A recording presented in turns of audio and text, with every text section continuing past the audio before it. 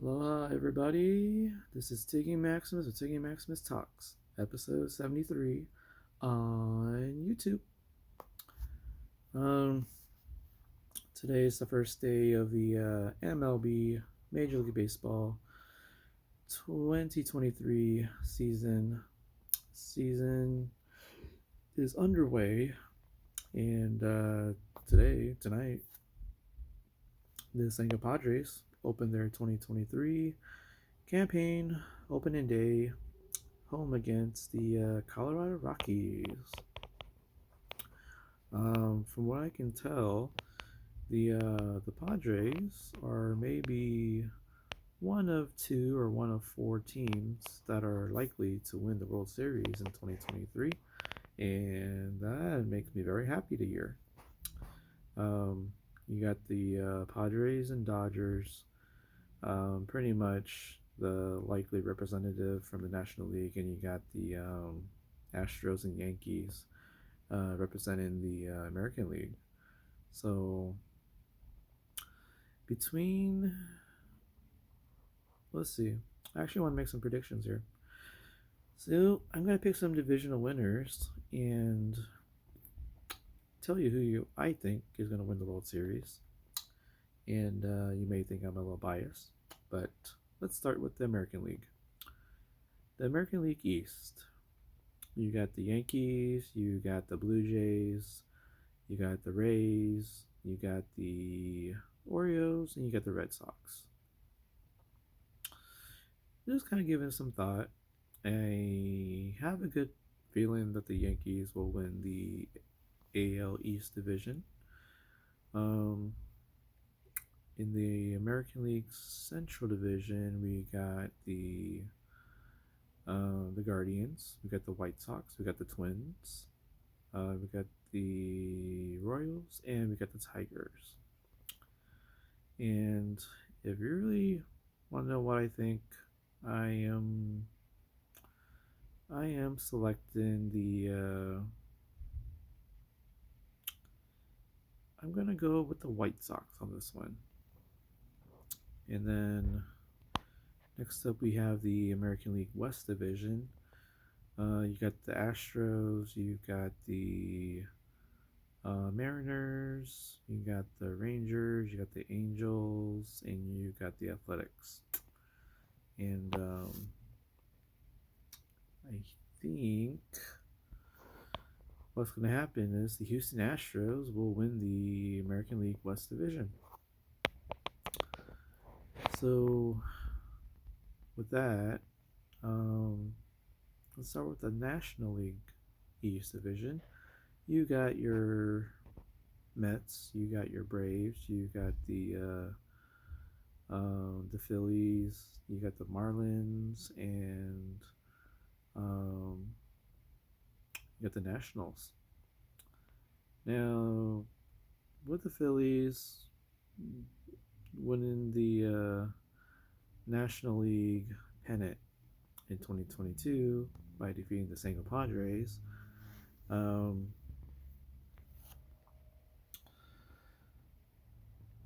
I think they'll contend, but I don't think they're going to repeat as pennant winners of the National League. So the Braves are looking pretty good. Great pitching. Got some great offensive production on their team. And the Mets, they look pretty good on paper, but then they lost Edwin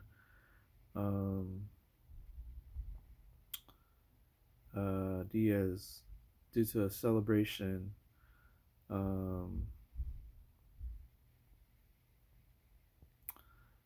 at the World Baseball Classic, and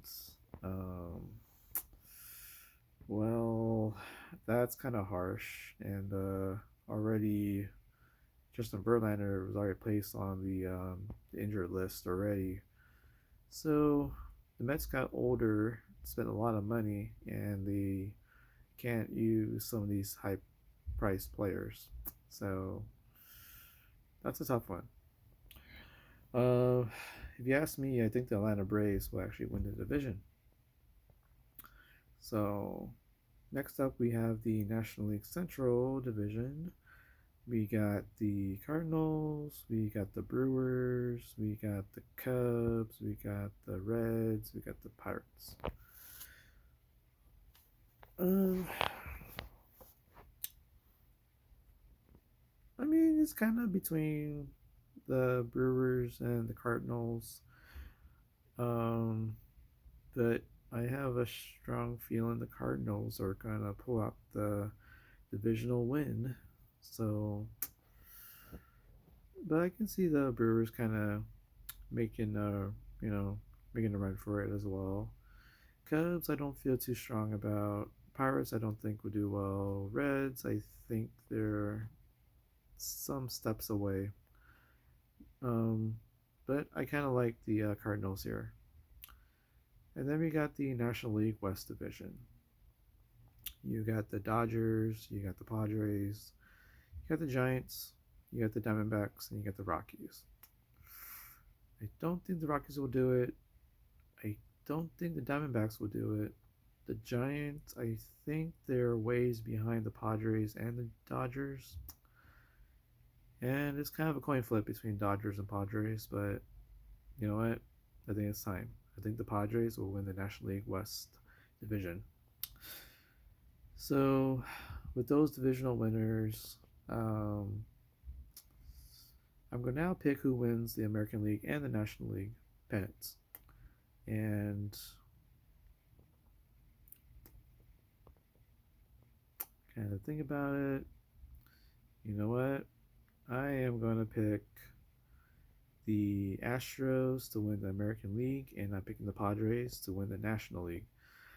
And to win the World Series, I got Padres beating the Astros. Let's say 4-3, just because. So those are my picks for the Major League Baseball 2023 season. Follow those picks, see how right I am or how wrong I am. So with that being the case, I just want to also kind of do some quick picks here for the XFL. I think it's week 7.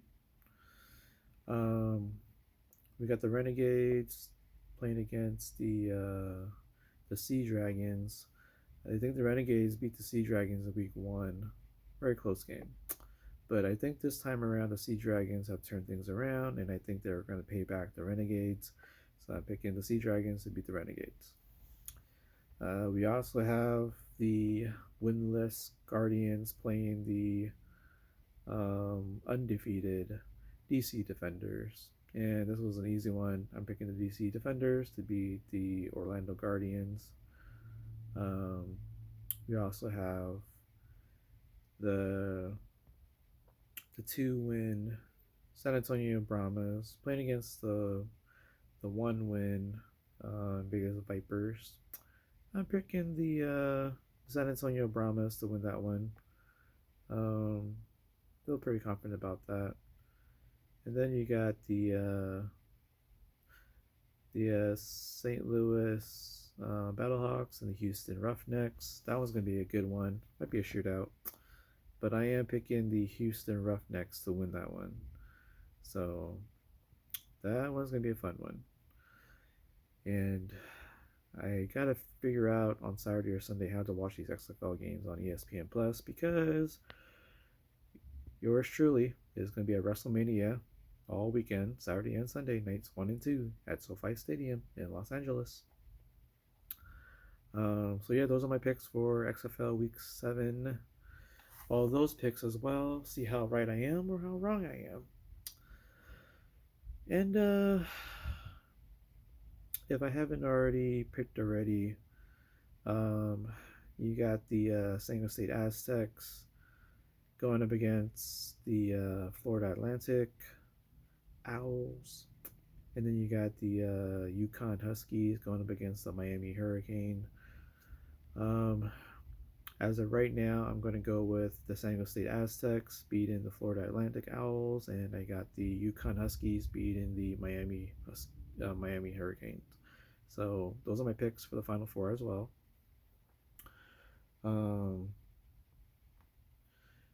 so since I have you guys on here, I did go to a fun comedy show last night. It was the SoCal Funniest Competition at the Mic Drop. So you started off with 60 comics from like months ago, weeks ago, and you went from 60 and it got narrowed down to six finalists. One was Kimball's Whom. You got Andrew Parker Davis. You got Orion Levine. You got Chip Nicholson. You got Dante Cardova. And you got Kalia. Um, yeah, Kalia. So, um, Mikey Perry was the host of this show, and he got to start off, and he kind of had like pretty much the same jokes, but as a host, I guess you don't. I guess it's not expected for you to have new material. So I kind of thought that Mikey Perry's stand up and the jokes that he had, he has still has some funny ones, like how he has a favorite ex and how it leads to being, to a threesome because he needs to be open minded and he could thank his ex girlfriend for that.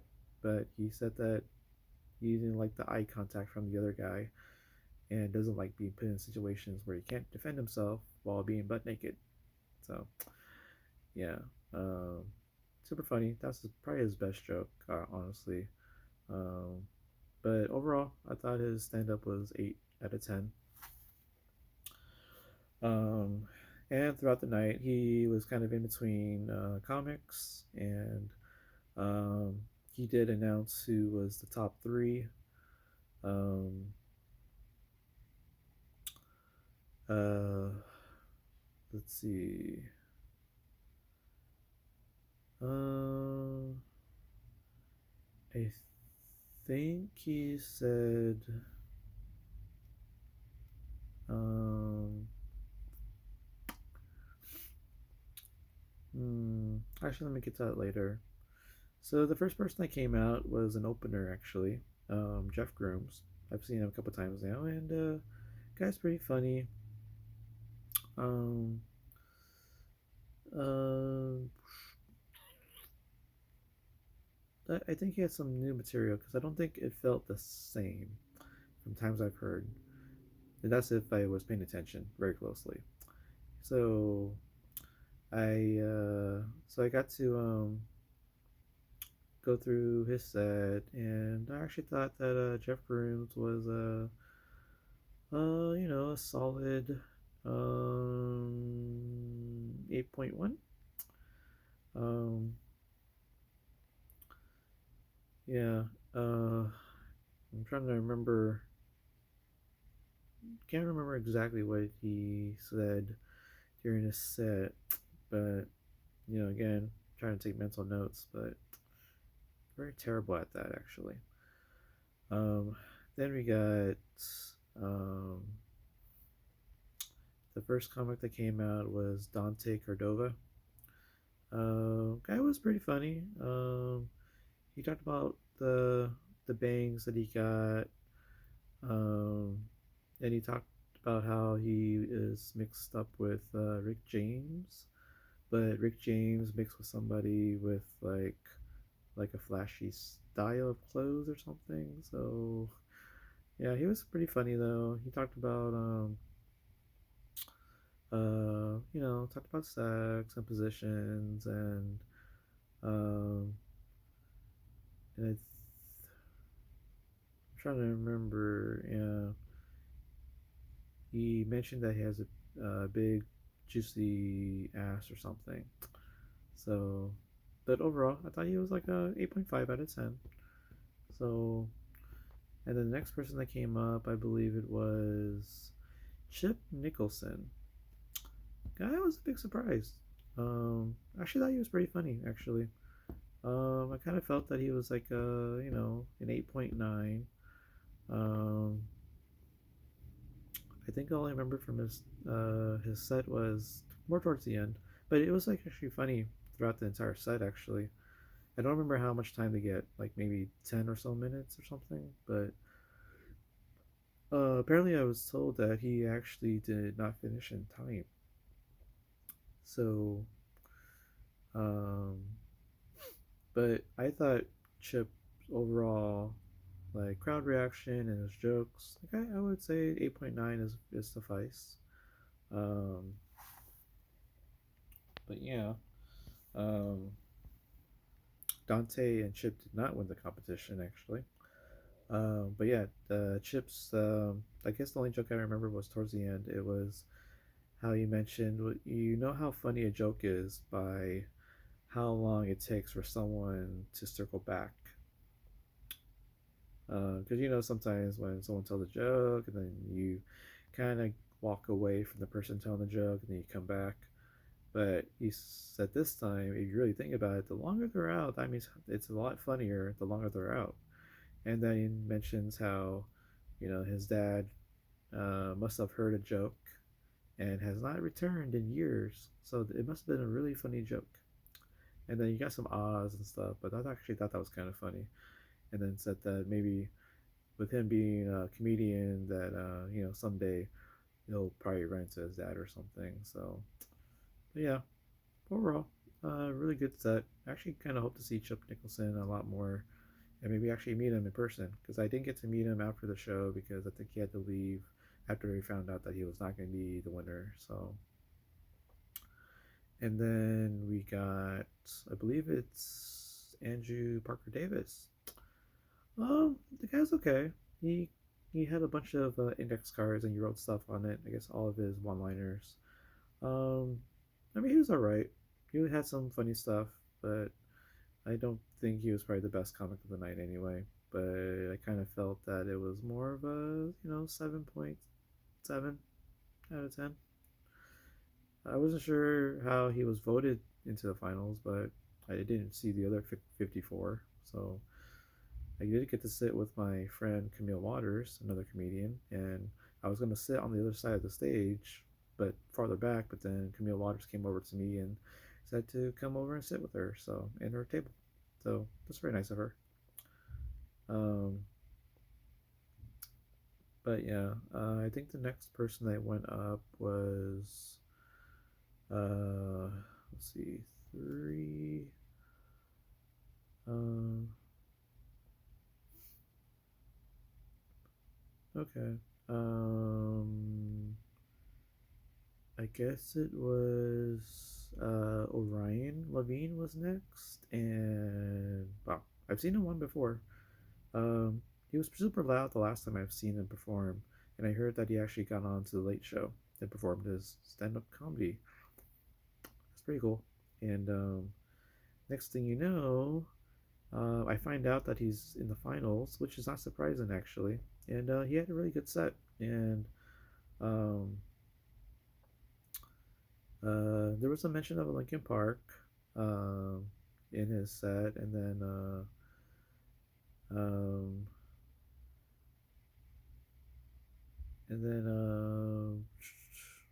I wonder what was funny about his set because I think the entire crowd was laughing for most of his set. So, um, hmm,